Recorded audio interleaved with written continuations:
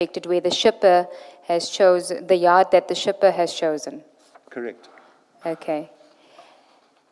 And then I just want to inquire from Advocate Celo if I need to deal with the SARS detention notice.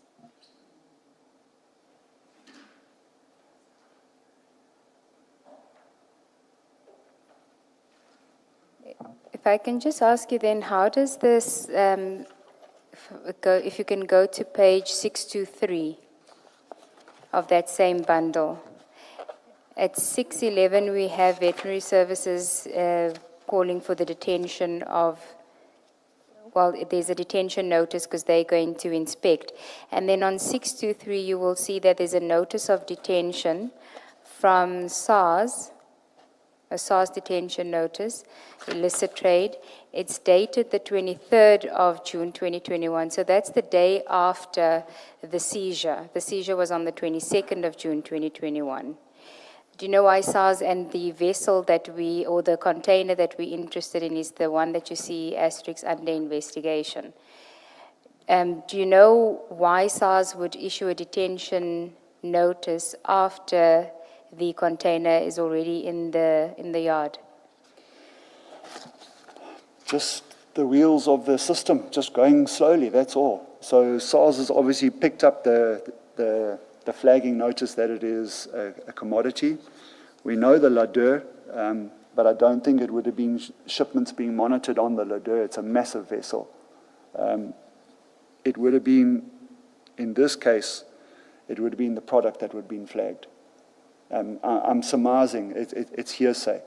But if you're asking me how it came after the container was already in the yard, remember the detention notice is placed automatically. Now they're doing a formal notice, and that's what this piece of paper is. It's a formal notice from the SARS illicit trade group to the import manager saying, we want to look at those 10 containers that you've landed. It's not because SARS suspects that there's drugs on these. They're looking for illicit They're goods. looking for illicit goods or wrongly declared goods. Okay, thank you. Then, Warrant Officer, I just want to deal with the aspects, a few aspects that we dealt with when we were dealing with your history and your experience at DPCI. Chair, if I may just ask the attorneys to hand up documentation that they will put in your files during the tea adjournment, but for present purpose, just to hand it up to you. Just for me to place it on record what is being handed up, and then to ask the warrant officer some questions on that, and to clarify one aspect of his evidence from yesterday as well.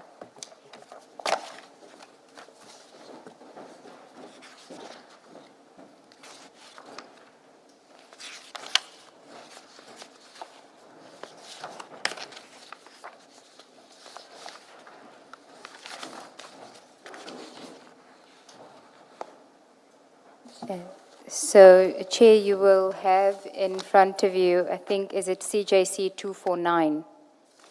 The first two, CJC 247 and 248, are just photographs that the warrant officer had given us to show the evidence, the bags, the mandrax in the evidence bag of the February 2020 drug bust, because there aren't any photographs of the exhibits in the bags at the scene.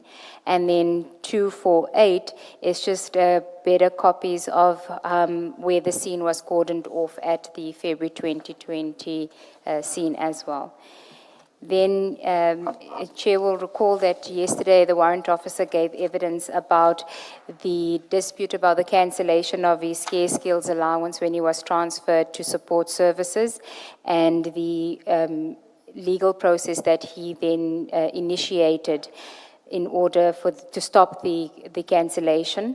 He's provided us with the letter that he had sent in response to the notice, and the notice as well. So the order of the notice, it's CJC 249. The letter that he received is at page 670. Can you go to that letter? I'm here, Commissioner.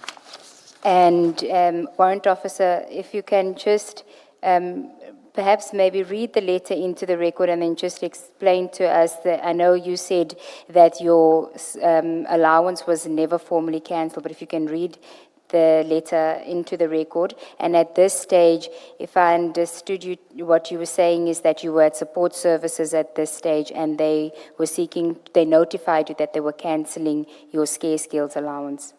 That's correct, Commissioner. Okay, please go ahead. You can just read the heading and paragraph 1 and 2. It's SAP 21. Cancellation of scarce skills allowance and service allowance. It's my force number, my name, Supply Chain Management Support Services, Directorate for Proprietary Crime Investigation, KwaZulu-Natal. According to our records, you are currently placed at Supply Chain Management in the Provincial Office and not performing any operational duties. Kindly note that you do not qualify for scarce skills allowance and service allowance. Therefore, the above-mentioned allowances will be cancelled with immediate effect. It's dated 2020-25, 07-14, signed Colonel N. Jama. That was the acting head. That's the head of our legal services. Okay, and then you responded to that. This is on the 14th of July, 2025. You've already been at support services for over a year. Correct, Commissioner. Then at page 667, your response, you can just read it from paragraph 1.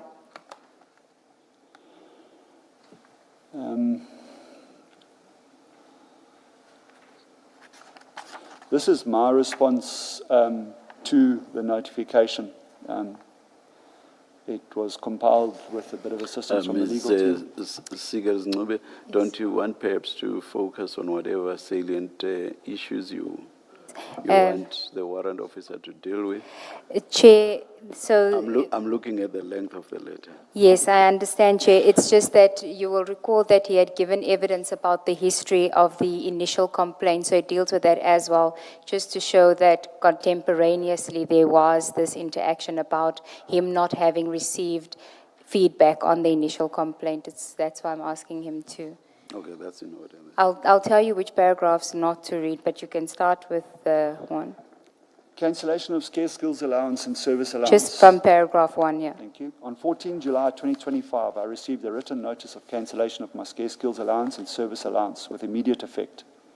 The reason given being that I am currently placed at supply chain management at the provincial office and not performing any operational duties. Copy is attached. 13 February 2024, I received a written notice of temporary placement from serious organized crime with pending the outcome of the investigation of a complaint on allegations of serious corruption against myself. On 30 October 2024, I received a written notice of alleged misconduct and pending investigation in terms of Regulation 8.1 of the South African Police Service Discipline Regulations, 2016, conducted under DPCR KZN. There's a DR number. On or about 26 November 2024, I was requested by Colonel Magudla to submit an affidavit in response to the allegations against me, and I did so on 29 November 2024. A copy of the covering email and affidavit explanation enclosed. Aforesaid notices dated 13 February and 30 October are attached. On or about 19 December 2024, Colonel Jacob phoned me and informed me that the investigation under case number KZN DPCR DR4 of 2024 had been finalized and that he was issuing me with a verbal warning in respect of the allegations against me. Since then, I've received no formal notification of the outcome of the investigation into the initial complaint against me, which gave rise to my temporary placement, nor have I received any further communication or update from anybody regarding my temporary placement, save for the notice of cancellation of my skills allowance and service allowance with immediate effect. I was temporarily placed at the Provincial Support Services, DPCR KZN, pending the outcome of the investigation. In the circumstances, I hereby request immediate written confirmation of the outcome of the initial investigation and the consequent status of my temporary placement. I have never applied for a transfer to or a placement at Provincial Support Services, DPCR KZN, nor do I hold or occupy a specific post number at Provincial Support Services, DPCR KZN. nor have I received any notice or correspondence regarding any intention to have me placed permanently at Provincial Support Services, DPCI KZN. I currently hold a post of investigator at Serious Organised Crime Durban. I believe that I should be placed back in my position at Durban Serious Organised Crime to perform my usual operational duties as soon as possible, with the immediate reinstatement of my scarce skills allowance and service allowance. I await your response as a matter of urgency. In the interim, all of my rights are reserved. Signed by myself. Thank you, Warrant Officer. And then, Chair, just for the record, page 671 is that temporary placement where we had a photograph. He's now provided the actual document. Warrant Officer, after your evidence yesterday, I had then asked you whether there was any other aspect that you wanted to deal with insofar as the issues of victimization within the DPCI is... I need some explanation on the letter, the warrant officer's letter. Warrant officer, the warning that was given, I'm not sure that I follow what exactly it related to.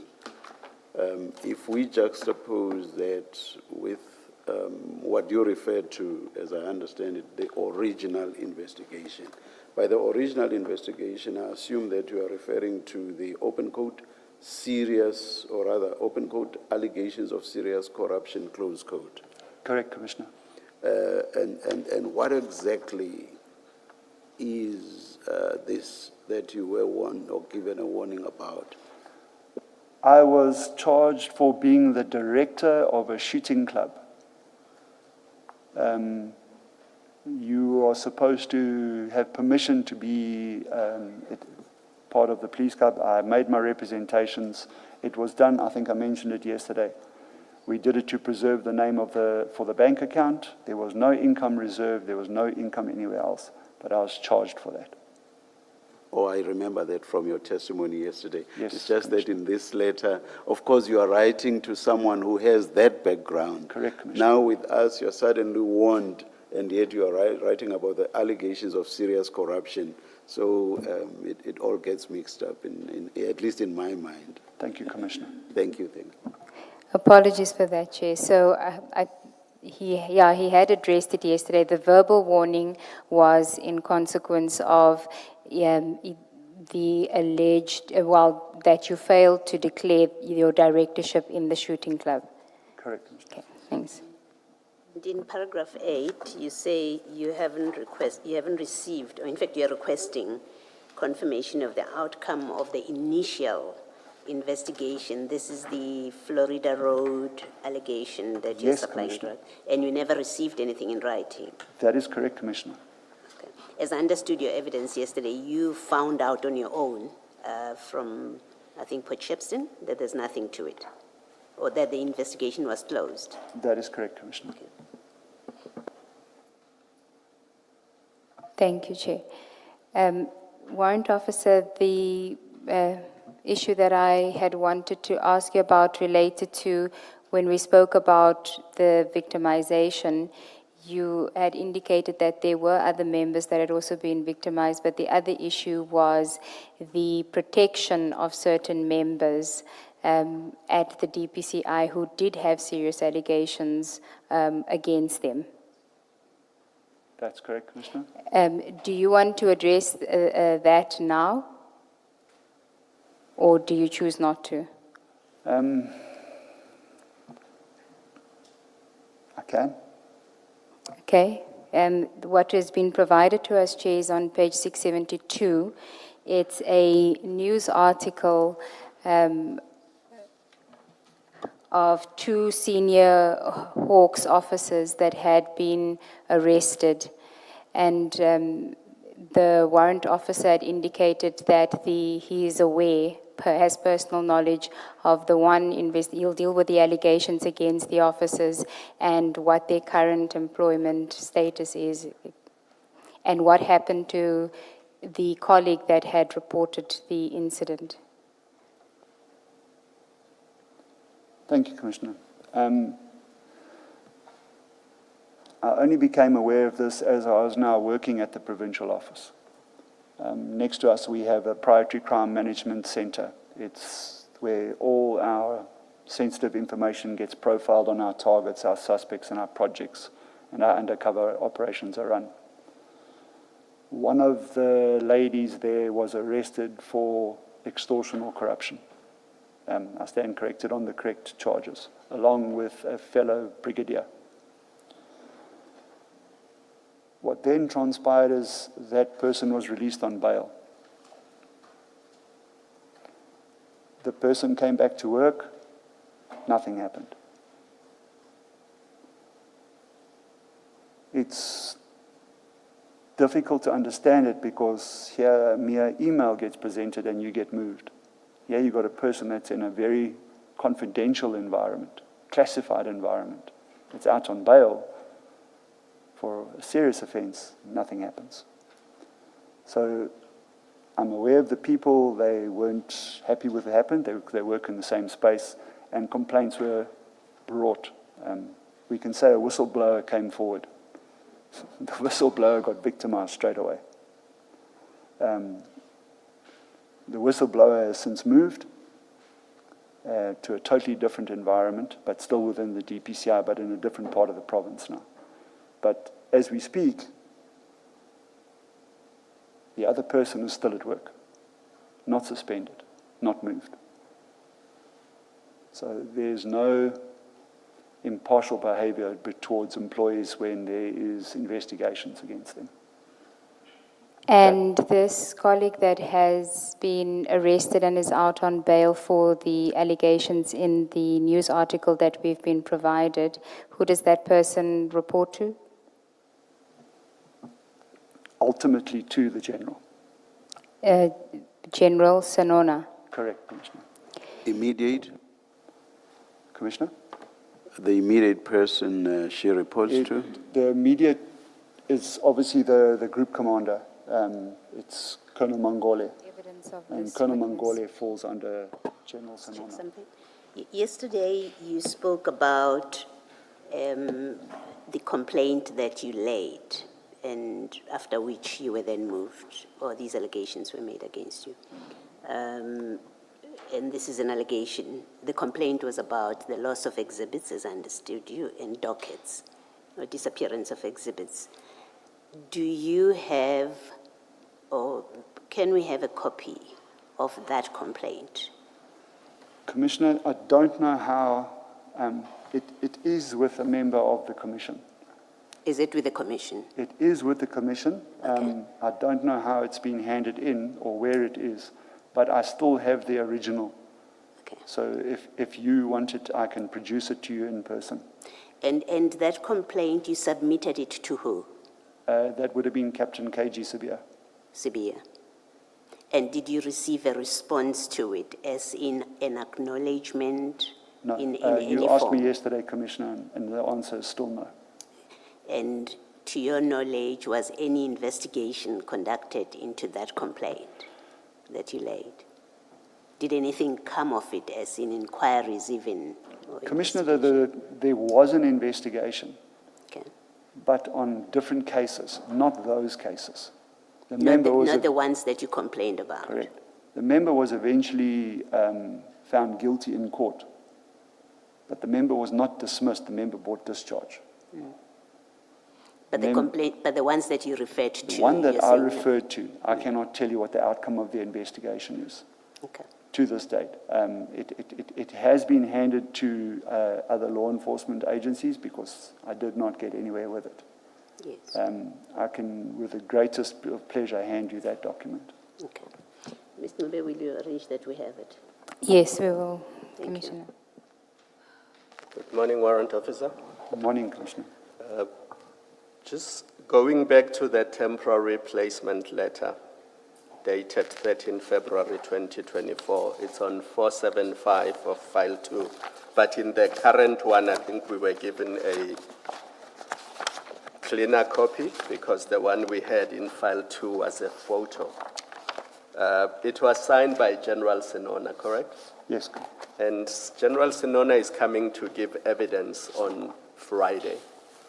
Now, in this commission, we try not to turn the commission into a forum where people deal with labor issues. So we don't ventilate HR issues between people and their superiors. But the allegation you made is very serious, and it goes to the heart of the terms of reference of the commission, because you implied yesterday that your superiors were moving you out of the way because you were stepping on the toes of the truck traffickers.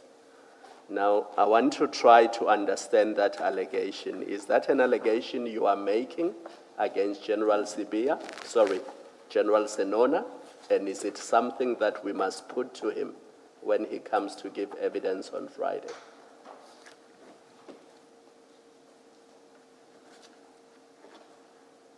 Commissioner, I think it will eventually come out, but the suspects who stole the drugs are known. Say that again? The suspects who stole the drugs are known. Are known? They are known. Known by who? I was informed by Colonel Jacob personally who they are, but the links to the management are known. Management of DPCI. Correct, The Commissioner. links of the suspects who stole the drugs Correct, to the Commissioner. management of DPCI. Correct, Commissioner. Yes. So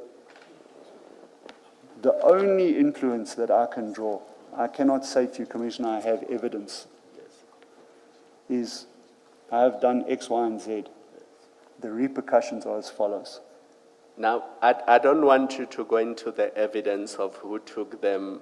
My focus was really on the allegation you made yesterday that you believe that you were temporarily placed in another department because your superiors were moving you out of the way because you were stepping on the toes of the drug traffickers. Now, I just want to be clear. You are saying General Senona amongst others. No, sir, I said General Sonona is the person that moved me. Because he's the one who signed the letter. That is correct. So when you say your superiors, you're referring to him. I can't answer it like that, Commissioner. It's very difficult.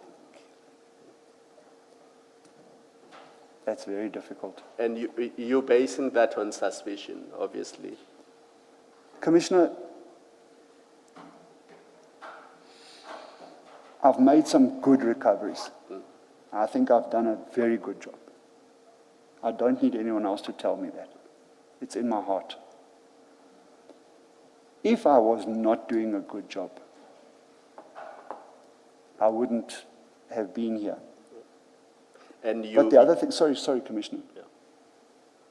Never have I received an accolade, an appraisal, an award, or a nomination at the Prestige Awards or anything for the work done. So let me summarize this because, look, I'm mindful of the fact that it's sensitive testimony you're giving. But the long and short of it is you have reason to believe that the reason you were moved was the reason you explained yesterday. And you can't think of any other reason why you would have been placed in supply chain. There is no other logical reason, Commissioner. If I was not interfering with someone's activities, they would have left me. But if I was efficient to interrupt their activities, I was targeted. And you are saying even if there was an initial complaint, you believe that once it was found not to have merit, you should have been returned to your old position. Correct, Commissioner. And the fact that you have not been returned suggests to you at least that they don't want you there. Correct, Commissioner. Thank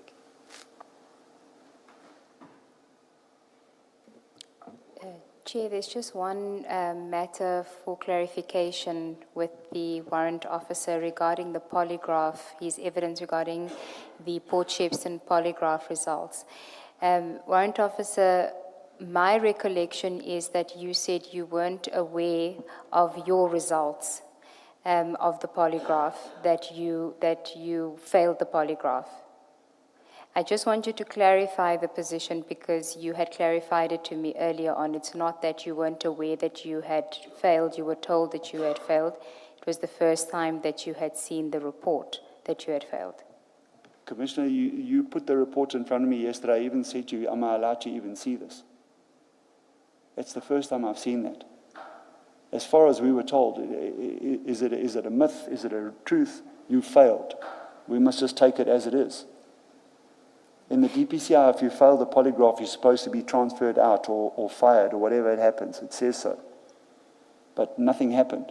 And then yesterday, the Commissioner, you put that document in front of me, and it's scary.